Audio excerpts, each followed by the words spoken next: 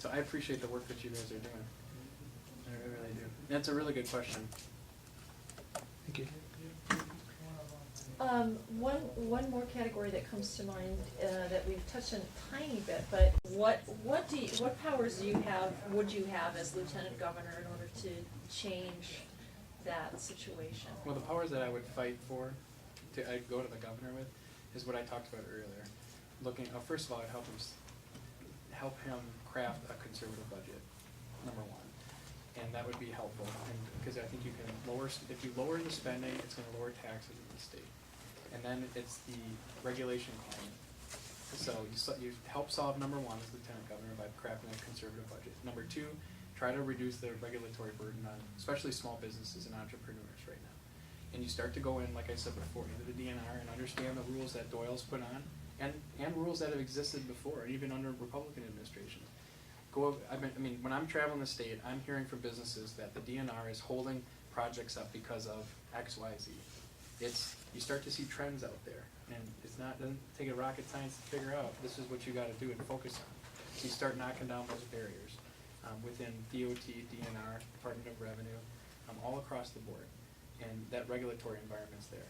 And then the third one is your litigation climate, and primarily trying to pass laws eventually, or working with the legislature to make sure that we have a legal climate that's not so tilted to trial lawyers like they've done in this last state budget, that they've made it impossible. I mean, for small business, some of the things that they tried to do to tilt the deck for unions and trial lawyers was just atrocious. Some of the stuff didn't pass at the end of the day.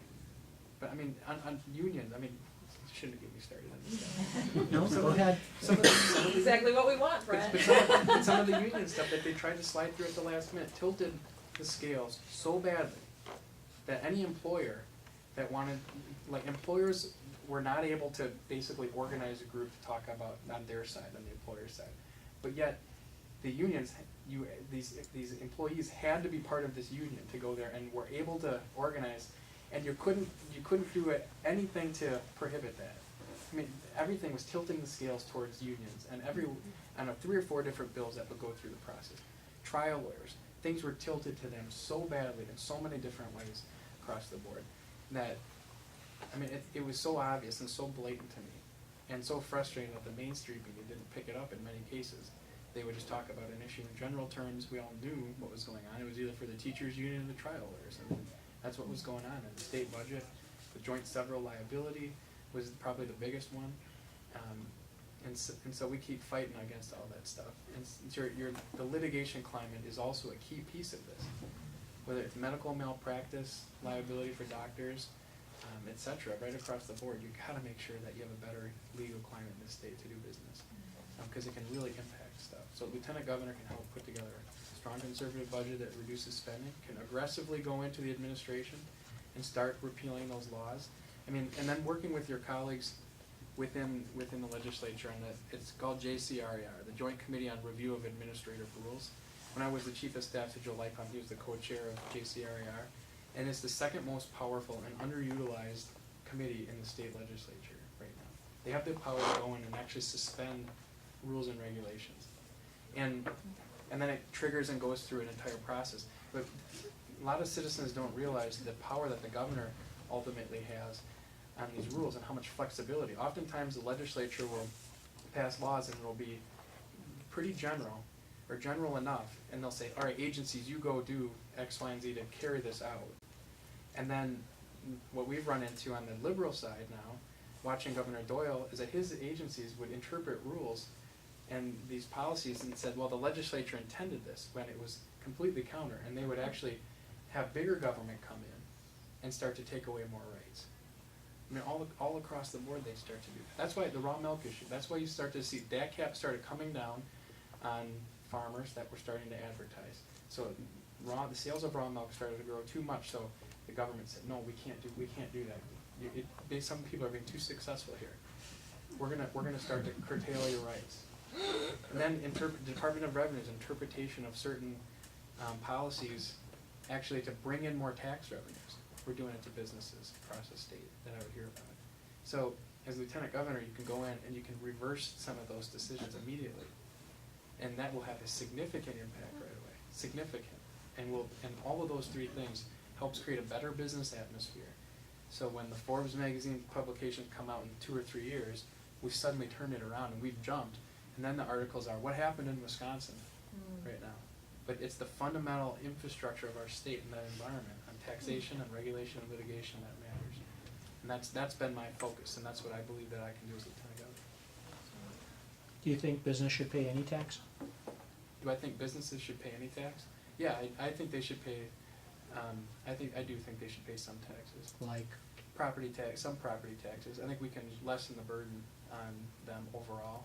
What businesses don't pay taxes? Yeah, and no, they- we pay the tax. We pay, I We mean, pay they the just up tax. their prices, so we Businesses pay. technically don't. Yeah, I they mean, kind of slide them through. Yeah, they have to, you can- otherwise they'd be out of business. One can argue that. My worry right now is if, Non-competitive for bidding. example, on the property tax, if we took businesses off the property tax, it would be a significant jump in property taxes for everybody else. And I just worry because I already talked to so many seniors that are fleeing the state because their property taxes are too high. I mean, because I represent a border area, a lot of folks say, look, I'm just gonna go across the border. Property taxes are so much less in Illinois.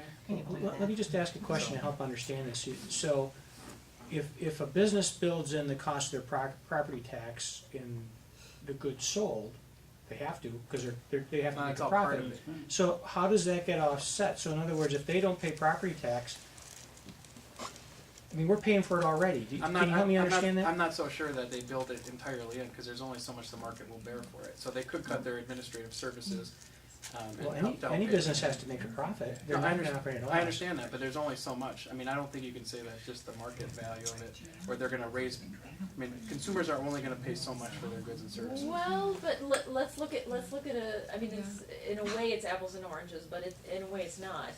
Let's look at the energy industry. The idea of implementing cap and trade where there would be taxes on carbon emissions, et cetera. We know that that's going to, that does raise the costs to consumers of pretty much everything, because everybody has to use energy, so it, it boosts things through the roof, right? So ultimately, all of those costs, I think, do get passed on to consumers in one way or another. I guess one of the questions I would ask you in relationship to what Berto is asking you is, what do you know about the Laffer curve? And Not as much as I should. I'll be honest. I mean, obviously we studied a little bit in college. It's been a while, but okay. I've listened to Paul Ryan articulate it very well Uh-huh. in several different cases. And what I believe is that we should lessen the tax burden for everybody. I mean, if we start picking and choosing who should pay taxes and who shouldn't, I think we get into a bit of trouble. I want to reduce the size of government right now, the federal level, at the state level, and at the local level. And if we can do that, we can reduce spending overall for everybody and have a more equitable tax system. I mean, I do worry, and I understand what you're talking about in theory, and I would like to see it borne out. I'm not saying that you're wrong. Well, maybe I'm property not tax saying is a it's wrong. bad I'd like to example. study it more, to be honest. Maybe property tax is a bad example, but the point is, no business is in business to not make a profit. Agreed. And so they factor in all the property tax, to turn on the Understood. lights, the plumbing, all of that stuff. In there, they have to pay wages, and they have to pay insurance and all this stuff, and on top of that, they have to have a bit of a margin, because otherwise they can't buy any product, it doesn't look good to the bank, so they don't get money loan. Understood. So we're all actually paying that tax. Understood. So, you Oil know, franchise tax was a case in point. That was gonna be passed along to people. I mean, I completely understand what you're talking about and where you're coming from on it. But it's, as a matter of fairness, I don't wanna increase the taxes so substantially on the seniors that I represent. It will drive them out of the state, and I do worry legitimately about that. So I guess on that property, especially the you can tell I'm passionate about the property tax based on what I've said tonight. But it's something that, I mean, I'm asked a question in a forum like this. I mean, give me a chance to study it Sure, as well. sure, To be and that's fair. To be fair, I mean, I'm a type of person that I do like to do my homework and research. The problem And is, I'm willing to sit down and talk about it more, and if there's points, but if it's not a property tax, it's something else. And the problem is, the businesses are villainized in that they don't pay enough shares, or their fair share in tax and all this kind of stuff. And it's a convenient veil to hide behind in order to pass on additional taxes to consumer. yeah, here's what I'll say, you won't hear me villainizing businesses. what I talk about is the flip side of that. And I've been on the floor of the assembly and I'm in my district saying, we have to stop punishing the job creators of our state, period.